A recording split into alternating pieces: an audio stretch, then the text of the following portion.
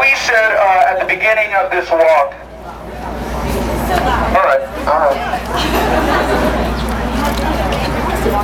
Sorry, we're not done yet. Guys, this is our 68th mile. This is the last walk of the spring leg of the walk tour. We have been so privileged to walk with thousands of you throughout the last 6 months, and we have documented the process of these walks, but we're filming today in specific because it is the last show, and we just want to make sure that you guys, that we get the chance to show everybody what power you guys have and what's been going on. So,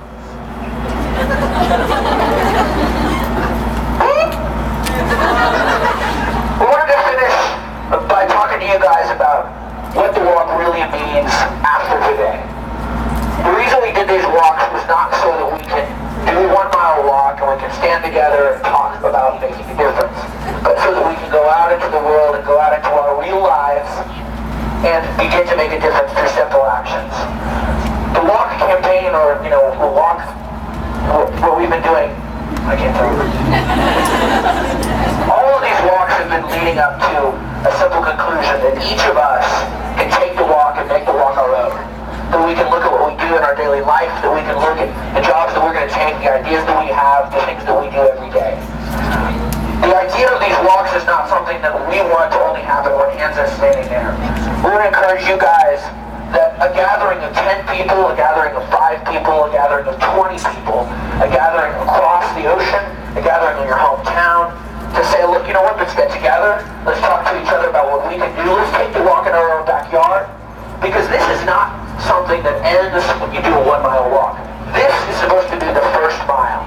This is supposed to be the first mile. This is the mile that you walked, that sparked your interest, that sparked the idea, that reminded you of your power, that reminded you of the opportunity that we have.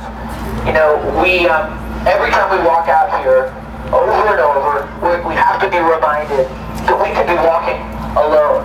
And you know what we would be? We would just be considered crazy people walking down the streets. Instead, we're crazy people with a bunch of other crazy people, which is amazing. The idea that we truly are the most underestimated generation in history, I think, is completely true. People look at us and say, well, look, they've got all this stuff, they have opportunity, and no one expects us to really show up and really be accountable to make a difference and want to leave a legacy for our kids. When you think about that, it kind of, at least it makes my blood boil, because I'm like, damn, that's not going to happen.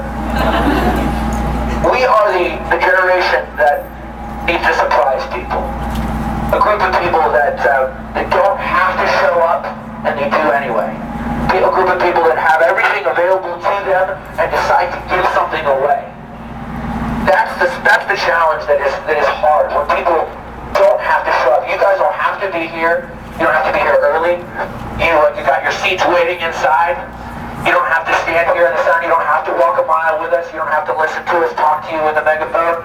But you showed up, and it really makes a difference. That's the call to action for us.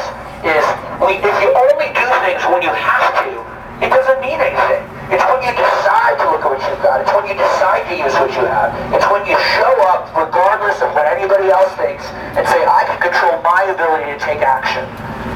We talk about taking action over and over, and amazingly, you guys have stuck with us. You guys have followed us. You guys have joined us on the walks, and that really makes the difference.